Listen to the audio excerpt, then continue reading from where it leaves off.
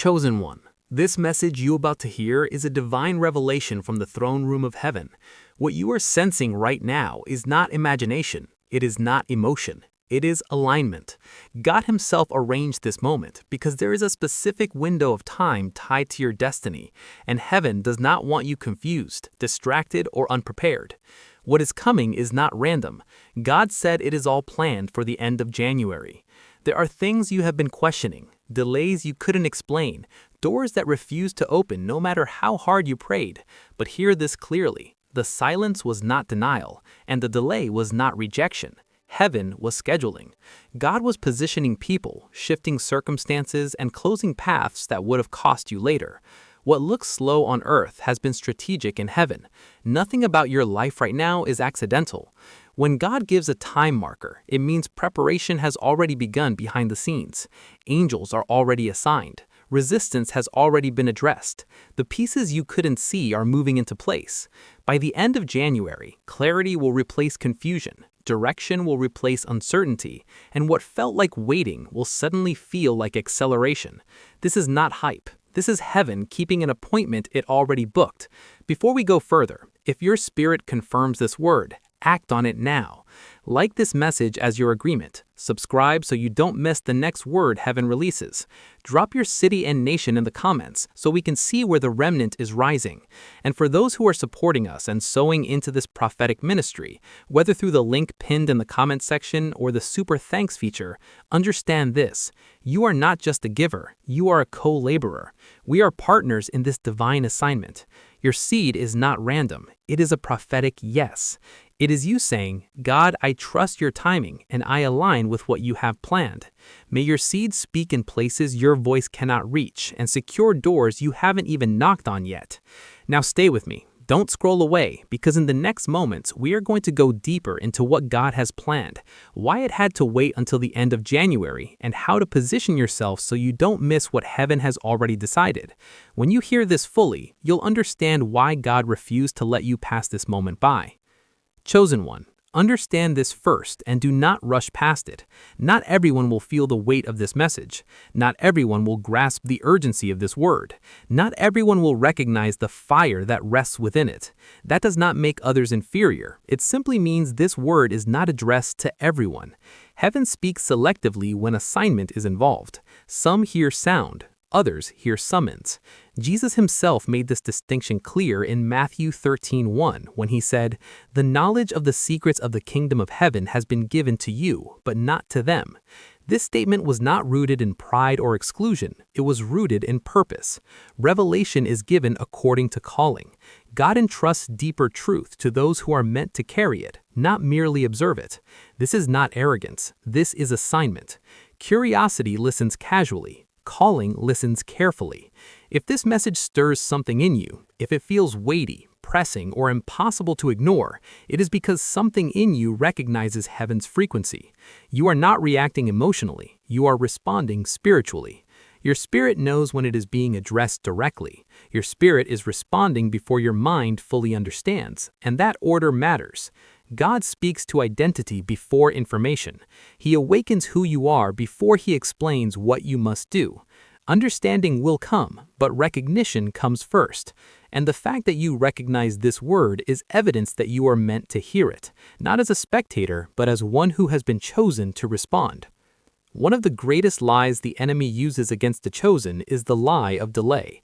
He does not usually deny God outright. Instead, he questions God's timing. He whispers, if God was really with you, it would have happened already.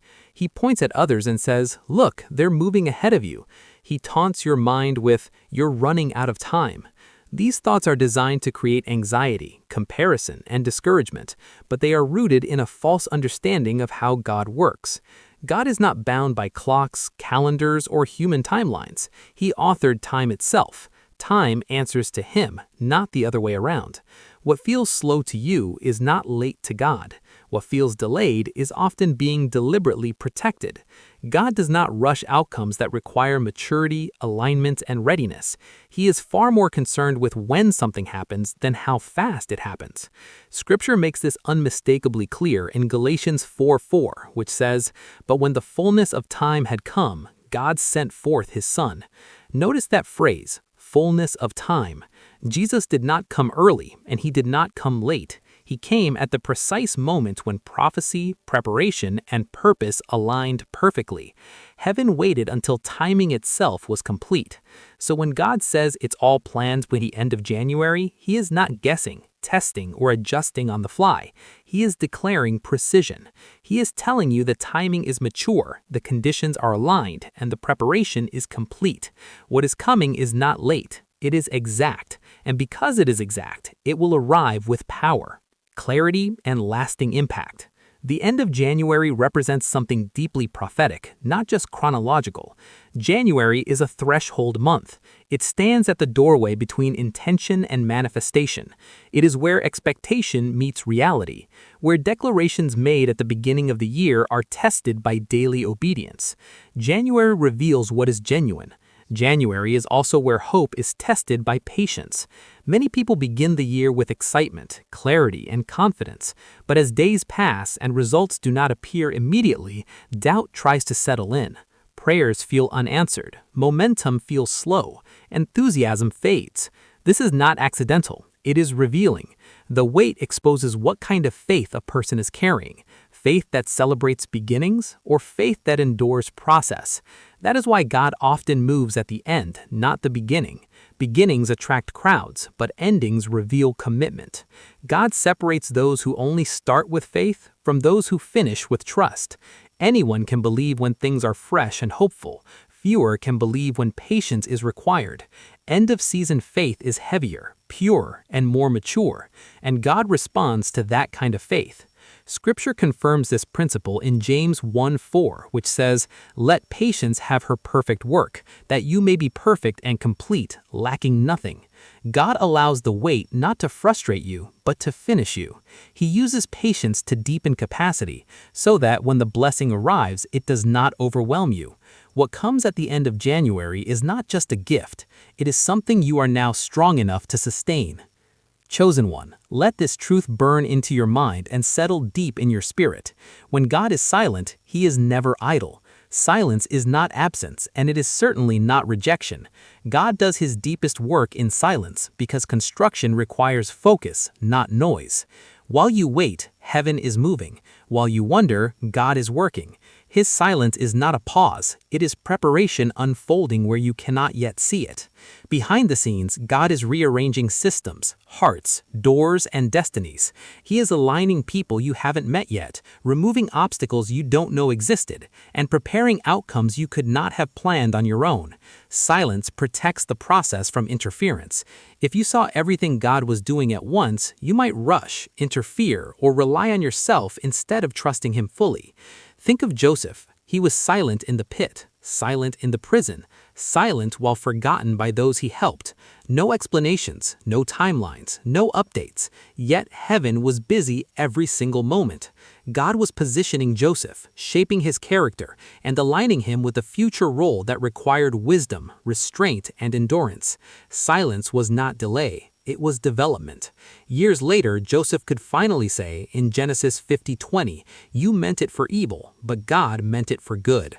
What once felt like wasted time revealed itself as intentional training. Every silent season refined Joseph so he could carry authority without arrogance and power without bitterness.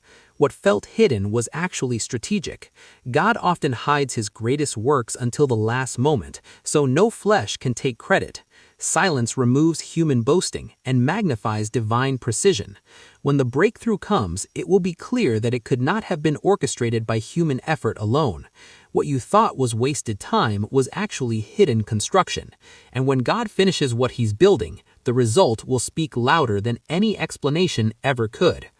Many people chase emotional highs, believing that intensity equals progress. But God does not build destinies on feelings. He establishes them on appointments. Emotional moments rise and fall, but divine schedules stand firm. What God is preparing for you is not dependent on your mood today or how confident you sound tomorrow. It is anchored in his authority, not your emotional state. This is why peace, not hype, often surrounds real breakthrough. When God plans something, it does not depend on your mood. It does not depend on your strength. It does not depend on who supports you or who doubts you. Human variables do not control divine outcomes.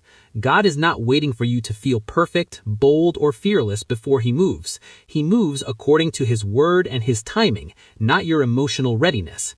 Scripture makes this unshakably clear in Isaiah 55:11, where God says, "So shall my word be that goes forth from my mouth. It shall not return to me void." That means when God speaks, execution follows. His word carries completion within it. It does not come back empty-handed. It accomplishes exactly what He sent it to do, regardless of resistance, delay, or doubt. So if God said it's planned, heaven has already signed off on it. What you are waiting for is not approval, it is manifestation. The decision has already been made in the spiritual realm. The schedule has already been set. What feels uncertain to you is settled in heaven. This is not wishful thinking, it is divine order.